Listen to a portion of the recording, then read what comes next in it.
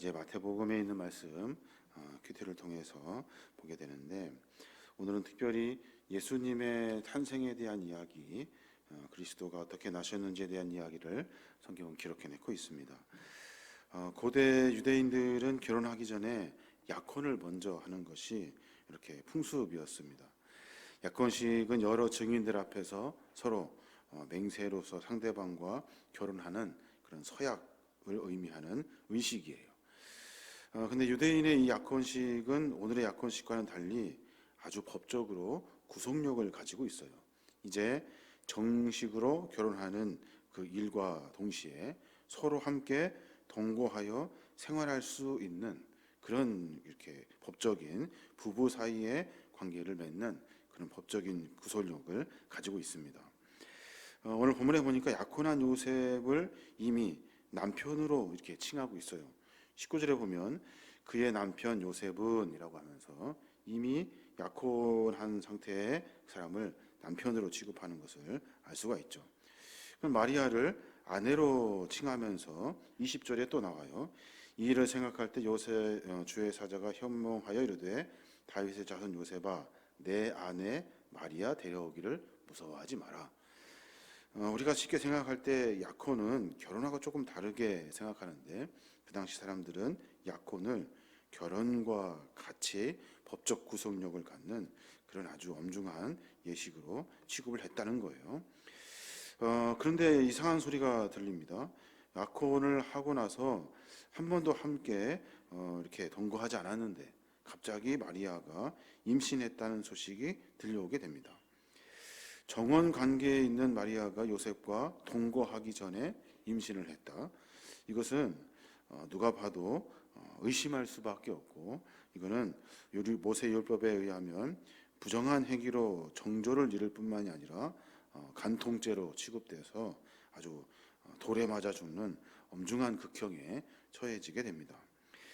여기서 요셉은 아주 심각한 고민에 빠집니다. 그리고 두 가지 방법을 생각해내게 되죠. 첫째는 뭐냐면 정혼한 마리아의 임신한 사실을 공개적으로 밝혀가지고 사회 관례대로 법적으로 이렇게 처벌받아 쫓아내는 방법.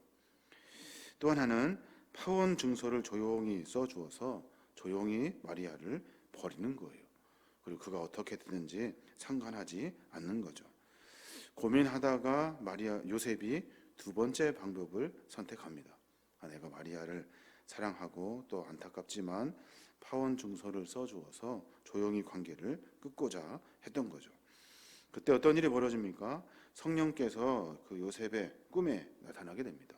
그리고 나서 그 된 일들을 쭉 설명해 주게 되죠. 그분이 누구신지, 어떤 일을 해야 하시는지, 또 내가 마리아를 그렇게 해서는 안 되는 이유들을 쭉 설명해 주게 됩니다.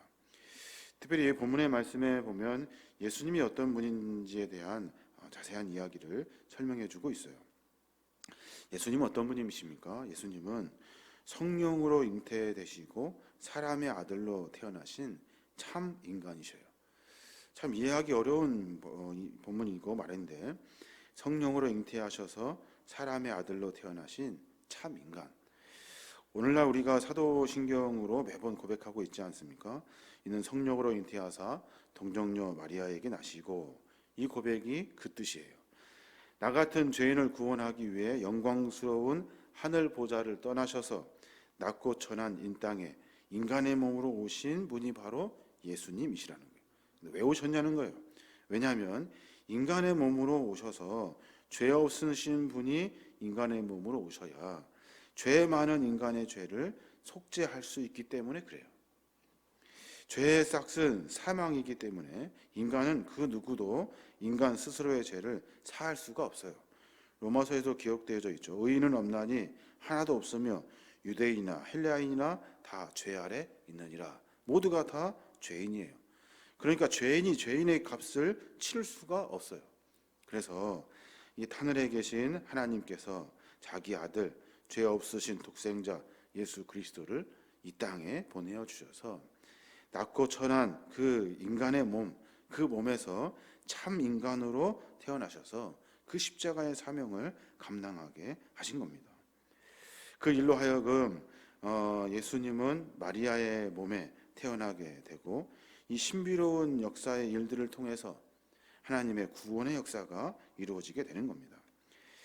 이성적으로도 과학적으로도 예수님의 이 동정녀 탄생을 참으로 우스운 일로 여기는 경우가 참 많아요. 창조주 하나님의 능력을 믿는 성도라면 동정녀 탄생뿐만 아니라 응당 그러해야만 구원의 역사가 이루어진다는 사실을 우리는 성경을 통해서 깨달을 수가 있는 겁니다. 메시아의 예언을 들었기 때문에 아담의 후손으로서가 아니라 참이신 하나님의 아들, 죄가 없으신 참인간 예수 그리스도, 그분만이 우리의 죄를 사할 수 있게 되는 거예요. 그래서 우리가 그분을 통해서 십자가의 그 어려운 사건을 통해 예수 그리스도를 믿는 모든 사람들이 죄사함의 은혜를 받게 되고 하나님의 은혜로 말미암아 죄가 많지만 구원의 은혜, 용서함을 받는 속죄함의 은혜를 우리가 얻게 되는 겁니다.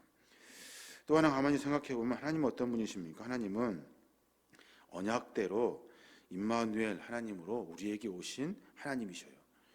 오늘 말씀에 보면 성령의 역사대로 말미암아 동정녀 마리아의 몸에 태어난 예수 그리스도, 이 예수 그리스도의 예언의 이야기를 마태는 이사야 선지자의 그 예언을 근거해서 쭉 해석해 놓고 있어요.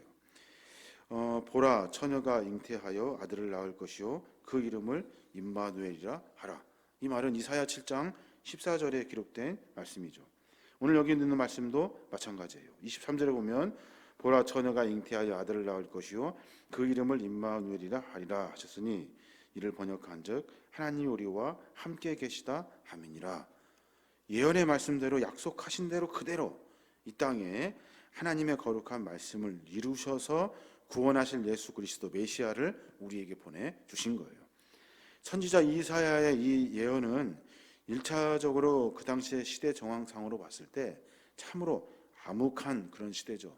그 시대 가운데 희망의 메시지라고 이렇게 축소해서 해석하는데, 그런데 희망의 메시지가 온 인류를 구원하시고자 하시는 하나님의 구원, 이 인류를 구원하시고자 하시는 하나님의 그 마음, 뜻을 그 안에 들어져 있다는 거예요. 그래서 그 이름을 뭐라고 지었냐면 임마누엘이라고 지어요. 구원자 되시는 그분의 이름을 임마누엘, 하나님이 우리와 함께 하신다. 하나님은 한 번도 우리를 외면하지 아니하셨다. 버리지 아니하셨다.